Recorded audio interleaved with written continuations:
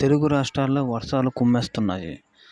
దీని గురించి పూర్తిగా తెలుసుకునే ముందు మీకు మా ఛానల్ నచ్చితే లైక్ చేయండి. మరెన్నో అప్డేట్స్ కోసం సబ్స్క్రైబ్ చేయండి. వర్షాలు కుమ్మేస్తున్నాయి. అటు ఏపీలో చూసినా, ఇటు తెలంగాణలో చూసినా వానలు కుండపోతగా కురుస్తున్నాయి.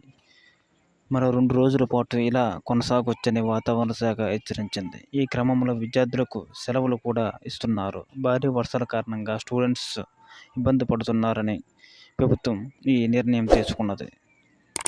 తాజాగా ఏపీలో చంద్రబాబు నాయుడు గారు భారీ వర్షాల అంశంపై స్పందించారు. స్కూళ్ళ సెలవు అంశంపై కూడా మాట్లాడారు.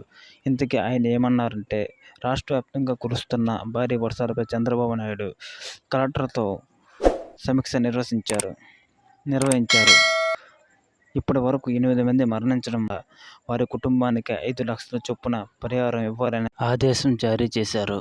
తక్షణ సహాయ చర్యల కింద జిల్లాకు 3 కోట్లు విడుదల చేయాలని తెలిపారు. ప్రతి ప్రభుత్వ విభాగము నిత్యం అప్రమత్తంగా ఉండాలని సూచించారు. అంతేకాకుండా సెలవుల అంశంపై కూడా మాట్లాడారు. భారీ వర్షాలు పడుతున్న జిల్లాల్లో స్కూల్ సెలవులు ఇవ్వాల్సిందిగా చంద్రబాబు నాయుడు ఆదేశించారు. పలు చోట్ల ప్రైవేట్ స్కూళ్లు ఇవ్వడం లేదని విమర్శలపై కూడా స్పందించారు. ప్రైవేట్ విద్యా సంస్థలు కూడా తమ ఆదేశాలను అనుసరించాలని ఆదేశించారు. వాతావరణ శాఖ ఇచ్చినట్టుగా సమాచారం మేరకు ముందు రోజే సెలవుపై ప్రకటన చేయాలని తెలిపారు. అంటే భారీగా వర్షాలు పడే దగ్గర స్కూళ్లకు సెలవు దినంగా ఉంటుందని చెప్పుకోవచ్చు. మీకు మా ఛానల్ నచ్చితే లైక్ చేయండి. మరెన్నో ఇటువంటి అప్డేట్స్ కోసం సబ్స్క్రైబ్ చేయండి.